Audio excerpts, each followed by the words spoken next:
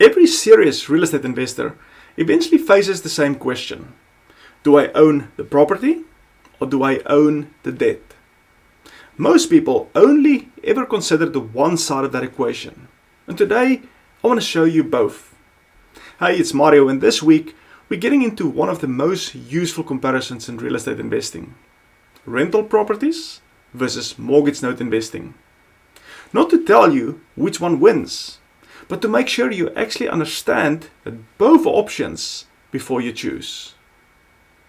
Let's start with rentals, because most investors knows this world. You buy a property, you find a tenant, and you collect the rent. You own a hard physical asset that can appreciate over time. You get depreciation benefits. You can refinance and pull out equity. That's real upside. And it's a strategy that has built serious wealth for a lot of people. But here's what new investors often underestimate. The real cost of owning a rental isn't always the purchase price. It's the vacancies, the maintenance calls, the tenant disputes, and the capital expenditure that shows up when you least expect them. Go from one rental to 10, and those challenges simply multiply.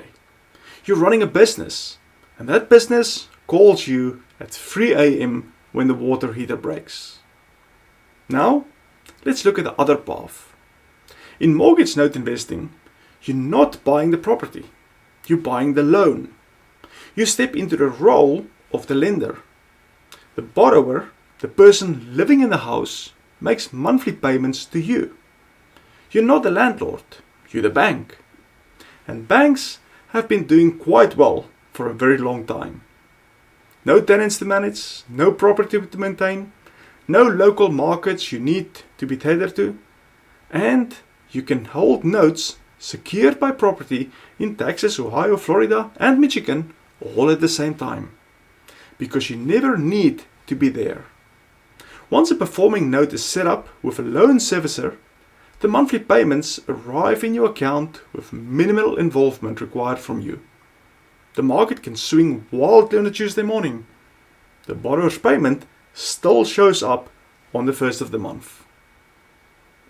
If this is the first time you're hearing about mortgage note investing, drop me an emoji, a fire emoji in the comments, and I want to see how many people this is new for. Now, let me give you a quick look at what the numbers actually look like. Rental properties can generate solid returns, but after you account for vacancies, management fees, maintenance, and capital expenditure, a property showing 10% gross often nets out to 5, maybe 8%, which is still meaningful, especially when you add depreciation and leverage. Performing notes typically yield somewhere between 7 and 12% annually, depending on the risk profile and how the note was acquired. And for more experienced investors who work with non-performing notes, loans where the borrower have stopped paying, bought at a steep discount, returns of 20% IRR and above are achievable when those situations are well resolved. Now, neither of these is the objectively correct answer. Rental properties tend to suit investors who enjoy hands-on involvement, want to build equity in tangible assets, and are comfortable with the operational side of being a landlord. Mortgage notes tends to suit investors who prioritize time freedom over control, want a more scalable and geographically flexible strategy, and are looking for consistent monthly cash flow without the weight of property management. And here's something a lot of experienced investors figure out over time. You don't have to choose just one.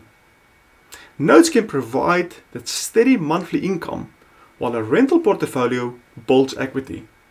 The two strategies can generally work together. The best investment strategy isn't the one with the highest theoretical returns, it's the one that you'll actually find and stick with through the downturn. Understand both paths. Choose the one that fits where you are right now. Build deliberately and stay consistent. If you want to go deeper into this, Every week in the Ritzel Notes newsletter, I break down exactly this kind of topic. The real mechanics behind real estate investing, the risk most people miss, and how to build a strategy that actually fits your life. It's free, it's practical, there's no fluff. The link to subscribe is right below this video. And if you're ready to go further, if you want to learn how to generate consistent monthly income through mortgage notes without owning a single property, check out the Quiet Wealth Income Builder. That link is right there too. I see you next week.